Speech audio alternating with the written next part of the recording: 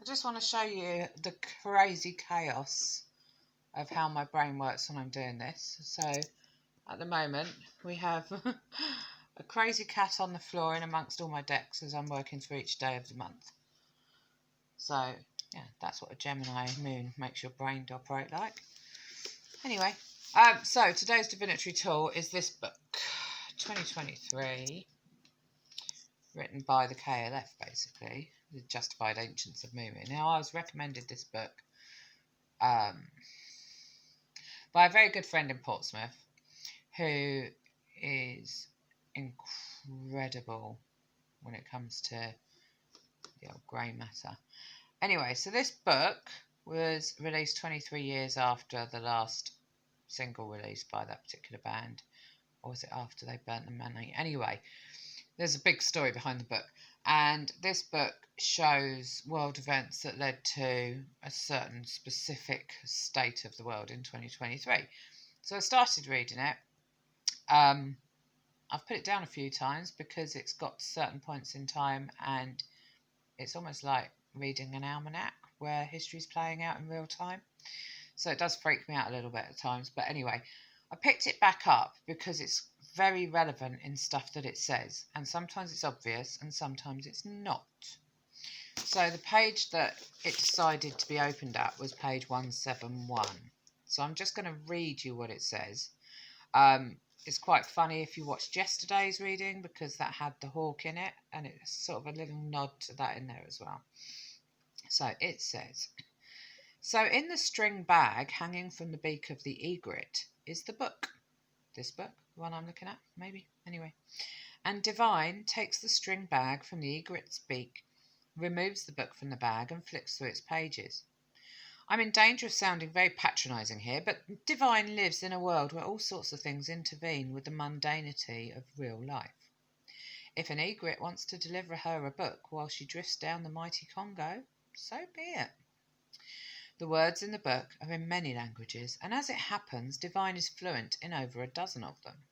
But the fact that on one page there are some lines in her language of Lingala surprises her way beyond the book being delivered by an egret. In English, you will not be surprised to discover these words read as follows. You are a shepherdess. Your sheep follow only you. But now it is time for you to find your sisters. Then all three of you find and pay homage to the one, who is to be the shepherdess of all womankind. There are pastures green where the worm has not turned the apple. Now, interestingly, there's quite a lot in that. Anyway, so first of all, the book in my hand, which is divining my message, if you like, after the hawk visited and the book's delivered by the egret. So that was the first bit that made me chuckle a little bit. Then the thing about the shepherdess only calling her own sheep. So when we speak or we deliver a message, only the people who are supposed to hear it will hear it. And there's no point stressing over others not hearing it because they may be a different monad, soul tribe, or on a different journey to you at that time. The divine will speak through the mundane. And it will give a different message to each person that will resonate or hold true. So for her, as mad as it was that this egret delivered this string bag while she was riding down the Congo, the fact that there was a word in the book in her own language, which was quite a, what's the word I'm looking for? Well, let's go for unusual language, was what resonated for her as being her truth.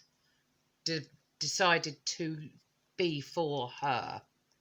And we all have that thing, whether it's a name or a colour or a date or a number or a favourite food or whatever. There's always one thing which makes a message personalised to you synchronistically.